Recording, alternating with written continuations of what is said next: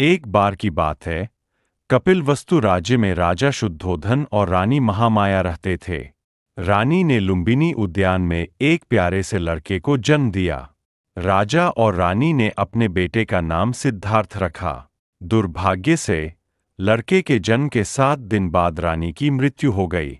जब सिद्धार्थ बड़ा हो रहा था, तो काला देवला नामक एक बुद्धिमान व्यक्ति ने राजा शुद्धोधन को बताया कि उसका बेटा ऐसी चीजें देखेगा जो उसे दुखी कर देंगी और उसे जंगल में भागने के लिए मजबूर कर देंगी।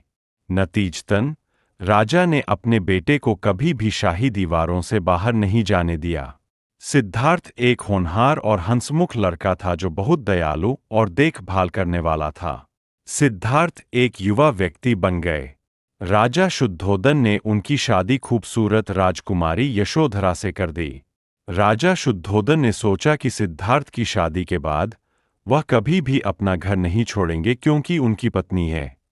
दूसरी ओर सिद्धार्थ महल की दीवारों के अंदर असंतुष्ट। कुछ दिनों बाद सिद्धार्थ फिर महल से बाहर गए। इस बार उन्होंने एक बीमार आदमी को देखा जो दर्द से कराह रहा था।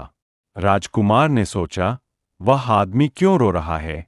चन्ना, उसने पहले कभी किसी बीमार व्यक्ति को नहीं देखा था। चन्ना ने जवाब दिया, वह बीमार है और दर्द का है। राजकुमार दुखी होकर अपने महल में लौट आए। सिद्धार्थ एक बार फिर उस जगह से बाहर निकले। उन्होंने नारंगी वस्त्र पहने, मुंदा हुआ सिर और हाथ में कटोरा लिए एक आदमी को देखा। वह आदमी बहुत अच्छे मूड में लग रहा था। वह आदमी कौन है? चन्ना, उसने पूछा। वह एक समझदार आदमी है। वह सब कुछ छोड़कर जंगल में खुशी की तलाश में चला गया था, चन्ना ने जवाब दिया। राजकुमार ने जो कुछ भी देखा था, उस पर विचार किया। उसके बाद उसने खुशी की तलाश में महल छोड़ने का फैसला किया। एक रात, जब उनकी पत्नी और बेटा सो रहे थे, सिद्धार्थ चुपके से अपने समर्पित सेवक चन्ना के साथ महल से बाहर निकल गए। वे साथ साथ चलते रहे और अनोमा नदी तक पहुंच गए। राजकुमार ने वहां अपने शाही वस्त्र उतार दिए। उन्होंने चन्ना को अपने कपड़े और अपना घोड़ा सौंप और महल में वापस चले गए।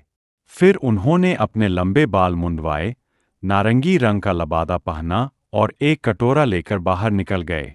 सिद्धार्थ के ईर्ष्यालु चचेरे भाई देवदत्त ने एक बार बुद्ध पर हमला करते थे।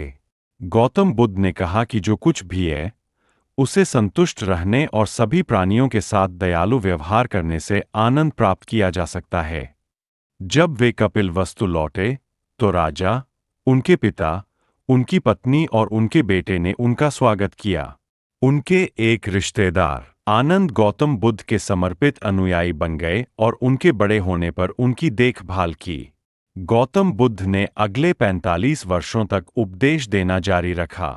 अंत में कुशीनगर में गौतम बुद्ध शाल वृक्षों के नीचे लेट गए और अपनी अंतिम सांस ली।